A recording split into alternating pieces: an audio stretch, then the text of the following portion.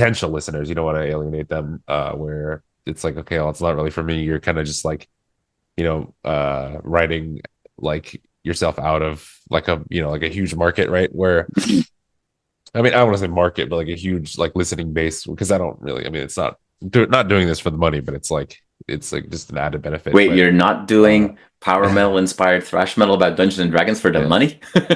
I mean, I mean, we are making tens of dollars every show, but I don't want to toot my own horn.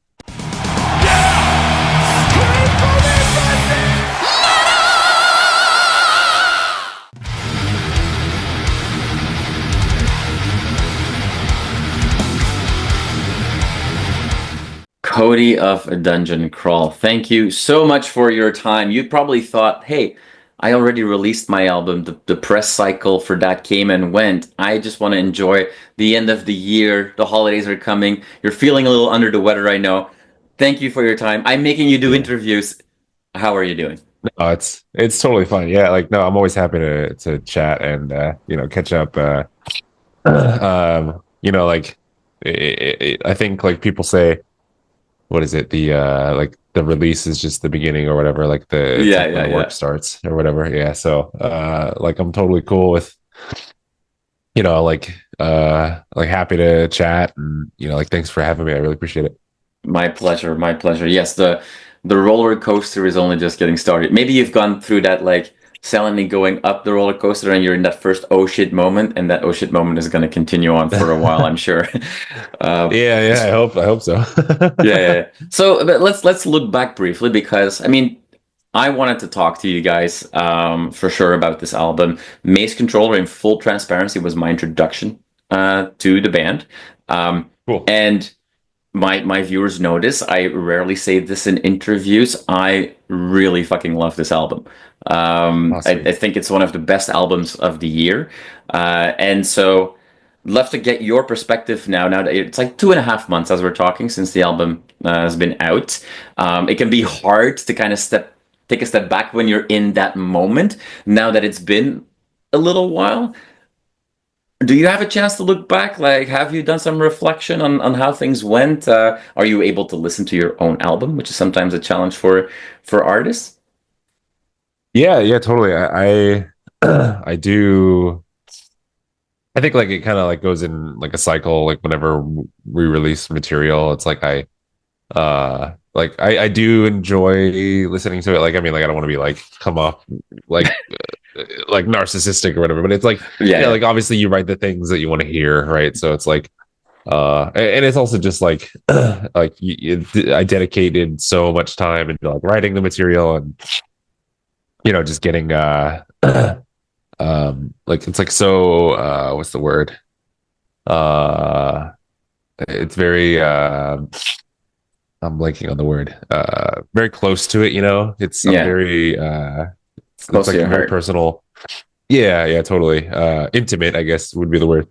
um with the material, so it's like and like too it's we play it live and stuff like that. So I think like like looking back on it, it's been a huge uh you know it's been like this it's been pretty successful, and like I'm really happy with like the response to it, and like everybody, like I've been like hearing a lot of like good reviews, and like I really appreciate your words. Like I feel like I haven't really heard anything negative about it like this far, so like it means a lot Yeah, to me yeah. that that yeah, like you're into it, and, like it seems like we wrote something that's like a winner, I guess, right? Yeah, yeah, yeah, yeah.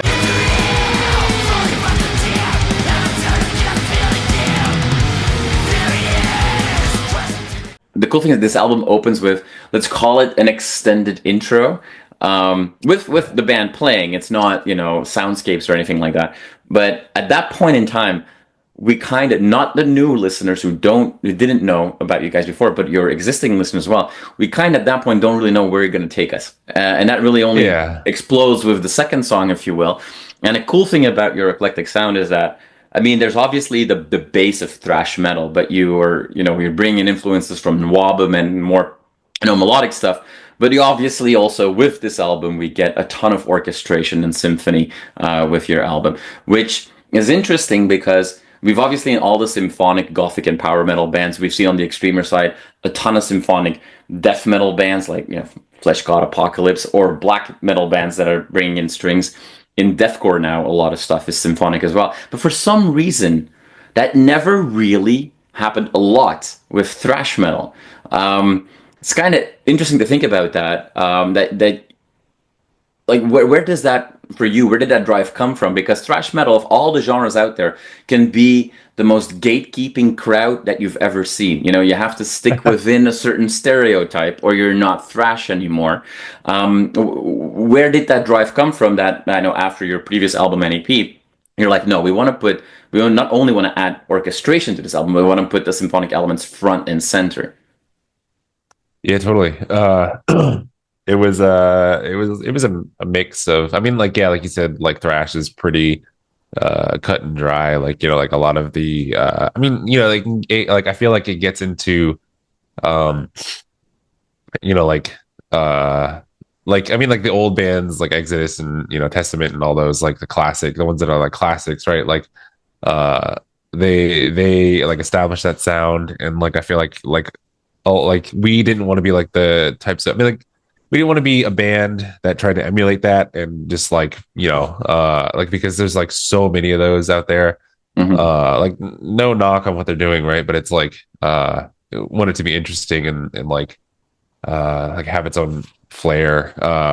And I mean, like there's been like there are other bands out there who kind of have taken the thrash sound and like pushed it into like different directions, like Mm-hmm. Vector, right? Where it's like they have like they're like, I guess, quote unquote thrash, but it's like it's got the progressive like Yeah. elements, and like they use like way different, like they're like you're pretty hard pressed to like if you look through like their material, you're probably not going to hear a lot of power chords, right? So um Yeah. we were kind of going for, like, we wanted to do something that was fresh and hasn't really been done. And growing up, it was, kind of like had two big phases of metal, where it was like I was very into power metal, and not like the cheesy like American stuff that you hear, where it's like, oh, it's basically just pop music, right? um I mean, like that stuff's cool, but like the Glory Hammers and all those bands, like that's basically just pop music with like heavy Mm-hmm. guitars, right? And they're rad, and like people love that stuff, and like it sells like really well. um but Rhapsody, like bands like those were just huge influences on like my writing. You can hear it in like the first album, even though there's no like symphonic stuff. It's Mm-hmm. like super melodic, and I didn't want to just stick to like the power chords. And we do have like a lot of songs where it kind of fused like the sound a little bit, but then we wanted to take it into like a new direction, where it was like, okay, well, we like really like the second phase of my metal listening when I was like in my 20s was like thrash, like and like the more like, I'll say, um I don't want to say melodic, but just stuff like Vector, Mm-hmm. um uh Municipal Waste, like I mean, you'll people will say that, like, they're like crossover or whatever, but Yeah. there's a Yeah. lot of melody in their riffs and stuff. So I kind of wanted to like bridge those two, right? And plus our drummer now, he was in agreement. He grew up as like a huge Rhapsody fan. He plays black metal primarily, but like this was like, okay, if we go in this direction, it's like, full sell, right? He's like Yeah. all Yeah. about it. So yeah. All the blast beat exercises paid off Yeah, for your right. Yeah, totally. drummer. Well, he wasn't ready for the skank beat, like at 200 beats per minute, but he can blast for forever.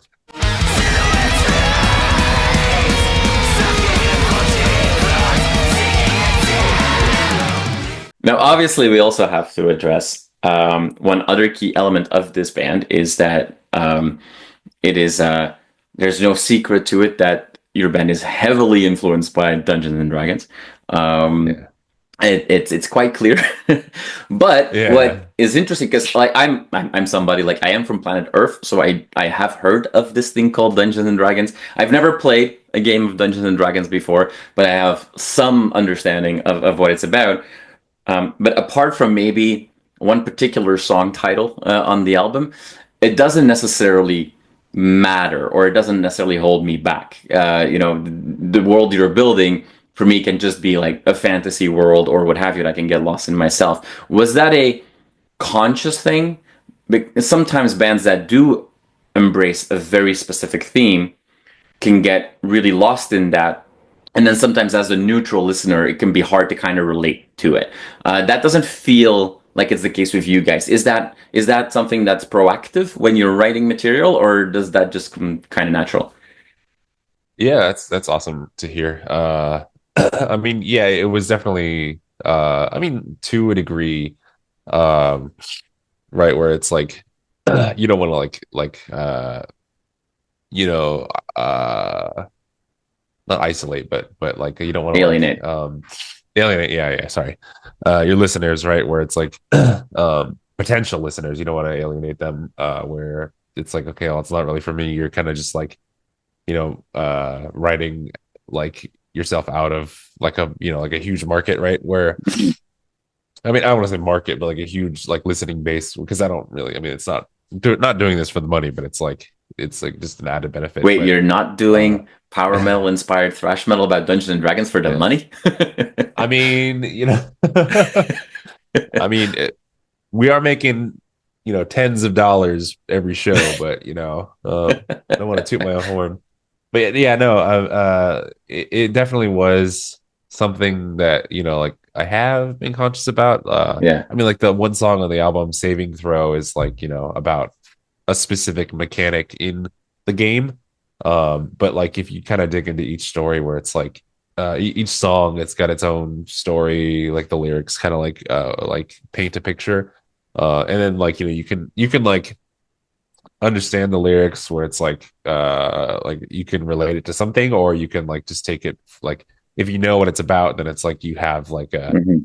like a deeper connection with the song. But yeah, totally, like I've always kind of been like against like the mindset of like bands who are just like they pigeonhole themselves, where it's like we're like a Warcraft theme band, and like everything Mhm. is like a reference to like a Warcraft title or whatever. But it's like I wanted to have the titles be pretty like not generic, but pretty like non-specific, but they would relate to something about the lore of D&D, or like the game itself, right? So yeah, like I think it's kind of like both, where it's like a conscious effort, Yeah. but it also just happened naturally too, I guess. Yeah. I mean, um, we are in a golden age for, and I don't mean this as a negative term, like gimmicky bands, or that embrace certain theme. If you look at bands that are right now all of a sudden gaining, well, not all of a sudden, some of these bands have been around for over 20 years, but are gaining a lot of popularity. You think about Sabaton, you think about Ailstorm, you think about Powerwolf now, and all have very clear themes. The downside for those bands and for you might be that Sabaton right now can't just write Smoke on the Water, right? Like it has to be about war, and specifically, historical war. Um, is is that something that's on your mind as well? That the more you embrace the D&D world, which I understand is extremely vast, and you can probably continue to find ways to put any kind of human emotion into that world, but it has to always kind of stick there. Now you have this brand now, like it's hard to walk away from that. Does that feel limiting to some way? I mean, like to a degree, yeah, but I'll say like I write so much music, right? Where it's to the point where it's like if I wanted to like start another project or whatever, Hmm. I mean, obviously we wouldn't have like the rapport, or like the presence or whatever that Dungeon Crawl is like currently growing. But yeah,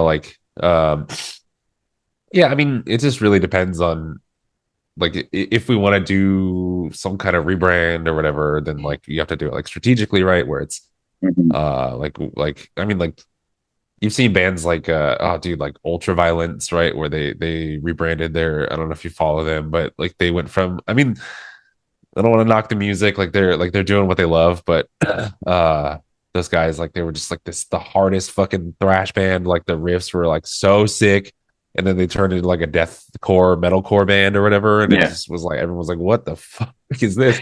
Um, I'm like, sure they're all like cool guys. Like yeah, they haven't been like, like I've like kind of kept up, and they're not like dicks about it or never like, but uh yeah, I don't know. Like I think like there was another band, they were called Distillator. They rebranded from being like your typical crossover thrash that's like about toxic waste and alcohol, right?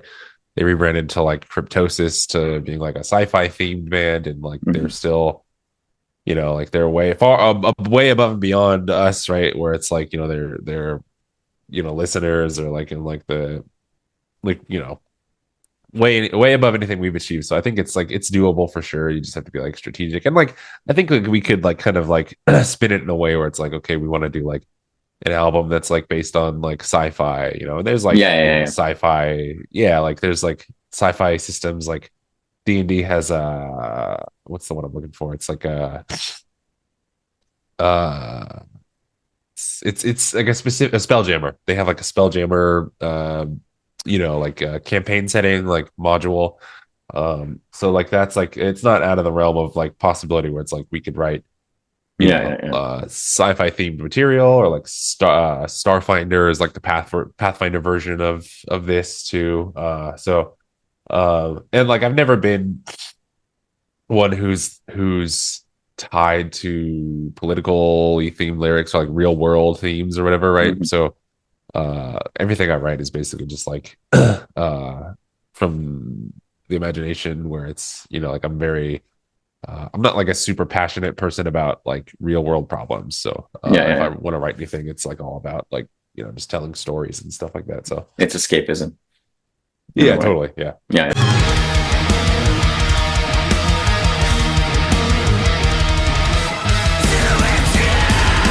As we're recording this, this is like a day after Spotify Rap came out, so every artist is posting about thank you all for listening, and you got the numbers and you see the growth for you guys that Right. this album represents.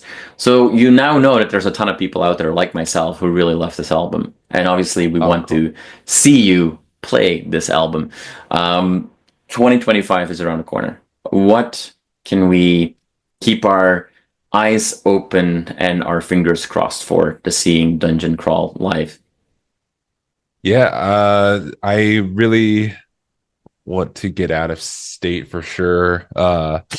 It's been like a little difficult because, like we, have families, like our drummer has like a newborn, so we haven't really been able to travel, but like hoping to like late 2025 maybe like have something planned. We were potentially looking at doing like some dates in Southern California because, we're in the Bay Area. hmm uh so that would have been like good early in the year, but still TBD there. We're, just mainly trying to play locally, like with like, the tour packages that come through. If there's like a bigger band that hmm we like, like that we kind of fit in line with. But yeah, like I would love to play live, like out of state for sure. Like if anyone is doing like a little, 5 or 6 day thing, and you're watching this, feel free to hit You us guys up. are open for business. You're right. And there's, Yeah. there's a good amount these days of, it's not easy. It's definitely not cheap, but there's more and more European bands that might be more on that power metal or symphonic metal spectrum that you guys could be a really cool fit with as well that are touring the United States. So hopefully you guys can go out and support some of those bands, and they're coming back 2-3 times in a year anyway because the visas are so expensive these days. But yeah, I'll keep my fingers crossed to see you guys announce a ton more shows. I obviously hope that we can get you guys come to Canada and Toronto specifically, but otherwise we'll Yeah. just have to come to you. Cody, thank you so much for your time. I really do appreciate it. Knowing time of year and not feeling great, but this album is too That's okay. good not to have an interview with you guys. So thank you for your time. I really appreciate it, and I hope Thank so you. much to see you live on a stage in 2025.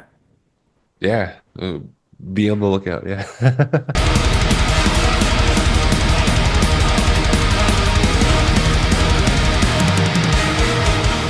You are awesome for watching this video. Click right here to see more content like it and subscribe to the channel.